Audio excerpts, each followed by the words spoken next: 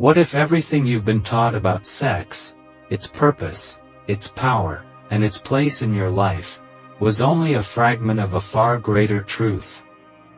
What if I told you that your deepest desires are not merely biological impulses, but ancient echoes, keys to a divine alchemy once practiced by mystics, sages, and priestesses who understood the sacred fire within the flesh?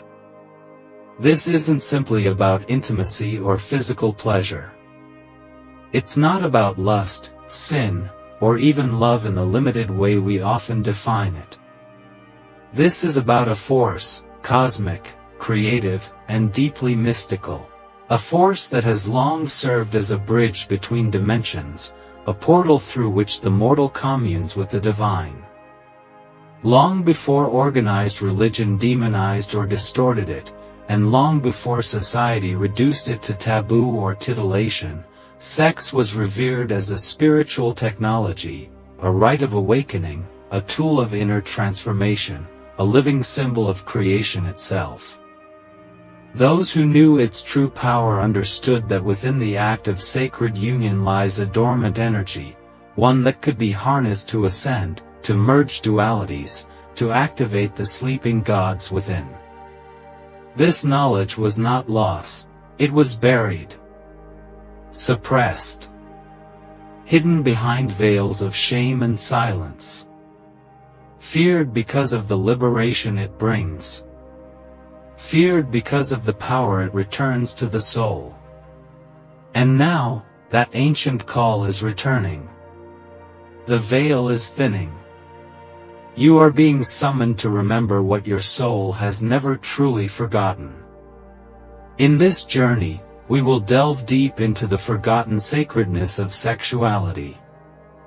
We will trace it through ancient temples, divine archetypes, esoteric texts, and spiritual traditions that held this truth as holy. You will learn how sexuality, when aligned with higher consciousness, becomes a path to mystical union, personal transformation, and divine remembrance. We will explore why this knowledge was hidden, and how reclaiming it today is nothing less than revolutionary. Because you were born with this sacred power. It pulses in your breath, it echoes in your blood, and it whispers in your bones. But the question remains, do you remember how to use it? Stay with me, because once you see the full picture, you will never look at sex, or yourself, the same way again.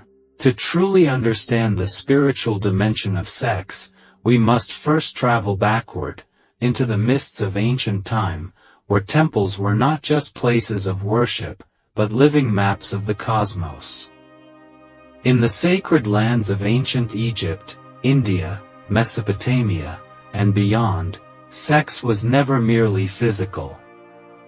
It was sacred, revered, and woven into spiritual rites and divine symbolism. The ancients knew what modern minds have forgotten, that the union of masculine and feminine energies, within and without, mirrors the cosmic dance of creation itself. In India, the concept of Tantra emerged, not as a hedonistic practice, as it is often misunderstood today, but as a path of spiritual awakening through the harnessing of life force energy, known as prana or Kundalini. Tantric masters understood that sexual energy was not something to be suppressed or indulged mindlessly, but something to be transmuted, elevated from base instinct into divine ecstasy. Through breath, intention, and presence, lovers could become portals to the divine, merging not just bodies but consciousness, awakening dormant spiritual centers within. Similarly, in ancient Egypt, the teachings of Isis and Osiris speak of sacred union as a resurrection force. Osiris was dismembered and scattered across the earth, but it was Isis, his divine consort, who gathered his pieces and, through the power of sexual spiritual magic, brought him back to life. This was more than myth, it was esoteric code. Isis represents the feminine as the activator of life, the channel through which spiritual energy reclaims the physical world. This archetypal resurrection echoes in many mystical traditions, the idea that through sacred union, something divine is reborn. Even in early Gnostic Christianity, remnants of this truth persist. Certain Gnostic sects believe that Sophia, the divine feminine, was the missing key to the restoration of the soul. Some Gospels even suggest that Jesus had an intimate, spiritual connection with Mary Magdalene, not in the carnal sense, but as a symbolic joining of Christ consciousness with the divine feminine essence. Such teachings were quickly labeled heretical. Why? Because they empowered the individual to access the divine without intermediaries, using the temple of the body as the sacred site of communion. But over time, this knowledge became dangerous. As patriarchal institutions took hold, sex was no longer viewed as sacred, it was rebranded as sinful. The body became shameful, the feminine was diminished, and spiritual power was rerouted through hierarchical control. The mystical understanding of sexual energy, its role in healing, transformation, and divine connection, was buried beneath dogma. The serpent, once a symbol of wisdom and Kundalini energy, was now feared. Pleasure became guilt. Desire became weakness. And so humanity forgot. But traces remain. Hidden in symbols, mythologies, and ancient ruins. Etched into the postures of Hindu deities, the mandalas of Tantric art, the yin and yang of Taoist philosophy. These clues whisper a truth that cannot be erased, that sexuality, when honored consciously, is one of the most powerful gateways to spiritual awakening. Today, we are witnessing a global remembering. A stirring. The rise of those who are once again seeking the unified path, where body, mind, and spirit are not at war, but in harmony. A path where sacred sexuality becomes a tool not for escape, but for embodiment. Where the union of opposites births not just pleasure, but transcendence. This is the spiritualist's invitation, to reclaim what was stolen. To see sex not as something profane or profane turned sacred, but as sacred in its very essence. A language that speaks not only to the flesh, but to the eternal spark within it. To understand the true nature of sex as a spiritual force, we must go beyond culture, beyond dogma, and even beyond the body itself. At its core, sex is not about the act, it's about energy. A subtle, potent energy that flows between opposites, masculine and feminine, giving and receiving, movement and stillness. In spiritual traditions around the world, this energy is often symbolized as the divine dance of polarity, the cosmic interplay between Shiva and Shakti, yin and yang, sun and moon. When these polarities meet in conscious union, something far greater than pleasure is created, awakening. Every human being carries both masculine and feminine energies within them. The masculine is often associated with presence, direction, consciousness. It is the stillness that holds space. The feminine is linked to flow, intuition, creation. It is the movement that brings life. When we engage in sexual intimacy without awareness, we merely play out instincts. But when we approach it with reverence, intention, and soul, we step into the realm of sacred alchemy. In this state, sex becomes a ceremony, a ritual of merging, dissolving, and remembering who we truly are. Imagine two bodies meeting like temples, each breath a chant, each gaze a prayer, each touch a transmission. The physical becomes the vehicle for the metaphysical. Time dissolves. The ego softens. The veil thins. This is where the mystics of old found God, not in stone walls or scrolls, but in the trembling space between two surrendered hearts. They understood that ecstasy is not the opposite of spirituality, it is one of its highest expressions, not because it indulges the senses, but because it dissolves the illusion of separateness. But how does this work on an energetic level? At the base of your spine lies a coiled energy known in Eastern traditions as Kundalini. It is often depicted as a serpent, dormant, waiting. In most lives, it remains asleep. But through deep states of union, especially when sex is combined with love, trust, and presence, this energy can rise. It moves upward through the chakras, cleansing, activating, and realigning your being. As it ascends, it awakens latent spiritual gifts, heightened intuition, clarity, inner peace, even moments of blissful oneness with all that is. This is why the ancient mystics were not afraid of sexual energy, they revered it. They knew it to be a mirror of creation itself. After all, it is the only force capable of bringing life into the world.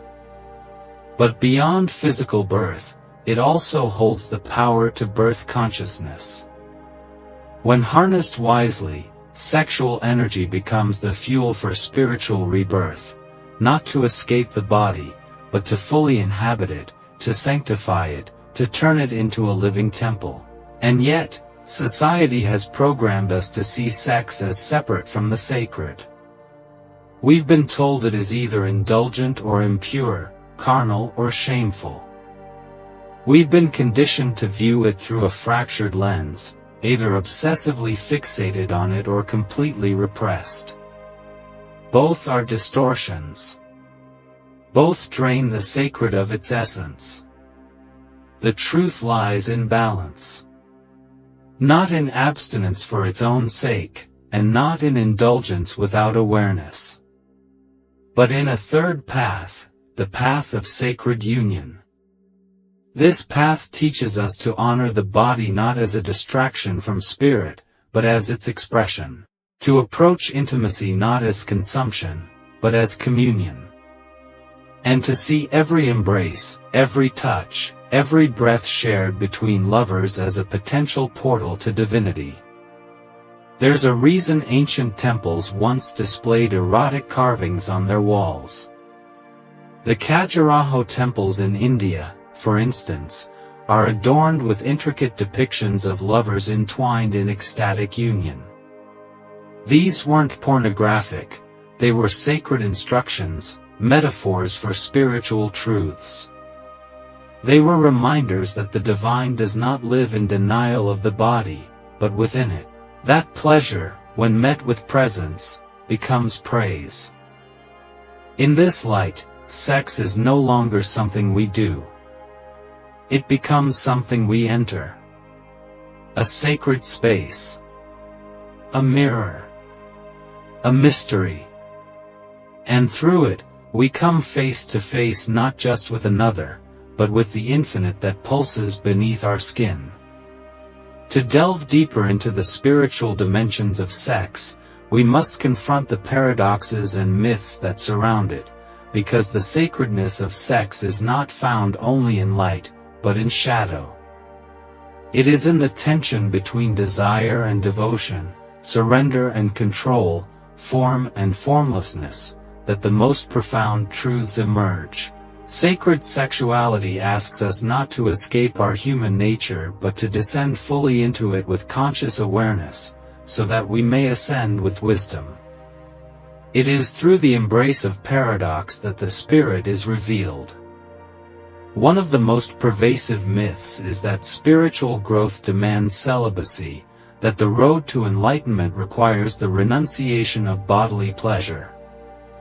This belief, rooted in centuries of ascetic doctrine, is only half the story. Yes, there are paths that teach detachment from physical desire to attain transcendence. But there are also paths, older, more embodied, and often hidden, that teach transmutation instead of repression. In these traditions, the energy of desire is not extinguished but refined, elevated, and channeled into higher states of being. Take, for instance, the teachings of Taoist inner alchemy. Taoist masters developed intricate practices to circulate sexual energy throughout the body using breath and intention, preserving it not for suppression but for longevity, vitality, and spiritual illumination. They taught that sexual essence, or jing, was a sacred fuel. Wasted carelessly, it led to depletion. But when cultivated mindfully, it became the very substance of spiritual power. The act of making love became a form of moving meditation, where lovers consciously exchanged life force to harmonize with the Tao, the universal flow of creation. The suppression of this knowledge has served a purpose, though not a noble one. When individuals are cut off from their own sacred power, they are easier to control. By divorcing sex from spirit, institutions effectively severed humanity from its innate source of divinity. The repression of feminine energy, the demonization of desire, the silencing of mystics who spoke of embodied divinity, all of these were part of a larger effort to keep humanity asleep. But that sleep is ending. Another distortion we must address is the modern glorification of sex as purely performance-based or external. In popular culture, sex is often commodified, reduced to an act of consumption, conquest, or validation. The sacred is stripped away, and what remains is empty repetition, often leading to numbness rather than connection. In contrast, the esoteric path teaches that sacred sexuality is not about what you do, it's about the state of being you enter. It is an internal awareness that infuses even the simplest gesture with divine presence. This understanding reframes the very nature of orgasm.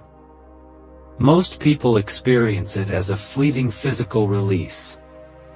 But in mystical traditions, the orgasm is seen as a moment when the veil between worlds is thinnest, a brief return to source, a sacred death and rebirth. In the Kabbalistic tree of life, for example, the union of opposites at the center of the tree mirrors the cosmic marriage that births all of creation. The Zohar speaks of the secret of the kiss, a divine embrace where the soul unites with the infinite. The parallels are not coincidental, they are clues. And yet, even those who walk spiritual paths often feel torn between their sexuality and their sacredness. They feel guilt, confusion, or fear around their desires, as if one must be sacrificed for the other. But the deeper truth is this: your sexual energy is your creative force, not just for physical life, but for dreams, visions, manifestations, and spiritual expansion. When integrated, it becomes the fire of the soul, the same fire used by mystics to perform miracles, by prophets to speak divine truth, and by artists to birth timeless beauty. Sacred sexuality is not about having more sex or better sex. It is about being fully awake to the energy of life that pulses through you, and choosing to honor it as holy. Whether you are in partnership or on a solitary path, this energy lives within you. It is not dependent on another. It is the divine feminine and the divine masculine dancing within your very being, inviting you to remember that the temple has always been your own body. Once you see this, there is no turning back. You begin to sense that every touch, every breath, every whisper of sensation is a message from the universe itself. You are no longer seeking God in the sky, you are finding God in your skin, in your spine, in your soul. This is the hidden path, the luminous truth behind the veil. And once it is remembered, it transforms everything. Knowing the sacred truth of sexuality is only the beginning. The deeper transformation begins when this knowledge is embodied, when it leaves the realm of theory and becomes a lived experience. Sacred sexuality is not reserved for mystics on mountaintops or couples in tantric retreats. It is a path available to anyone willing to approach their body, energy, and intimacy with presence and reverence. It begins with one powerful shift, the realization that your body is not separate from your soul. Every cell, every sensation, every breath is a doorway. To walk this path, the first step is awareness. Before you even engage with another, begin by turning inward. Start by exploring your own energy through practices such as conscious breathwork, sensual meditation, and self-touch with intention. This is not about stimulation for the sake of climax, it is about tuning into your body as a sacred instrument. Light a candle. Slow your breath. Place your hands on your heart, your belly, your inner thighs. Notice what arises, not just physically, but emotionally, spiritually. Can you feel where energy pools, where it contracts, where it flows? This is your inner map, and it will guide you. For those in relationships or sacred partnerships, begin introducing ritual into your intimacy. Before physical touch, create a moment of spiritual connection. Sit facing each other, eye to eye, and breathe together. Let silence become the temple. Speak intentions aloud. Express what you want to offer and what you wish to receive, not just in the physical sense, but energetically and emotionally. When you begin to see your partner as a mirror of the divine, even the simplest touch becomes prayer. Even the softest kiss becomes an invocation. Sound, movement, and breath are essential keys in transmuting sexual energy. As energy rises, whether in solo practice or with a partner, use deep, open-mouthed breathing to guide it upward through the body. Use sound to vibrate the energy free from areas where it may be stuck. Move your hips, your spine, your shoulders. Let the body express freely, without performance or inhibition. These practices help awaken and elevate the Kundalini energy, which is otherwise trapped at the lower centers. As it ascends, it nourishes the heart, opens the third eye, and connects you to the divine. One profound yet simple practice is known as the microcosmic orbit, a Taoist energy circulation technique. Imagine drawing energy from the base of your spine, up along the back of the body to the crown of your head, and then down the front of the body back to the pelvis. With practice, this becomes a flowing loop of life force, allowing you to retain, recycle, and amplify your sexual energy without spilling or exhausting it. Over time, this can lead to full-body energetic orgasms, moments of ecstasy that are not limited to the genitals but encompass the entire being. But perhaps the most important teaching of all is this: sacred sexuality begins in how you live your life, not just in what you do behind closed doors. Are you present in your own skin? Are you connected to your senses, touch, taste, sound, breath? Do you give yourself permission to feel joy, pleasure, softness, and strength? Do you honor the body's rhythms instead of rushing or numbing them? Sacred sex is not a technique, it is a way of being. A reverence for life that starts in your own breath and radiates outward into everything you do. And of course, the journey is not always linear. You may encounter resistance. Old wounds may surface: shame, guilt, fear, trauma. These are not signs of failure. They are invitations for deeper healing. As you explore sacred sexuality, allow these emotions to be felt, held, and released. Seek safe containers, trusted partners, supportive communities, or spiritual guides who can walk with you. Remember, the healing of your sexual energy is not just personal. It is ancestral. It is collective. Every step you take on this path becomes a thread woven into humanity's remembering. Because in the end, sacred sexuality is not about sex, it's about wholeness. It's about reclaiming the parts of you that were silenced, shamed, or forgotten, and welcoming them back into the light. It's about honoring your body as the altar, your breath as the prayer, and your pleasure as the praise.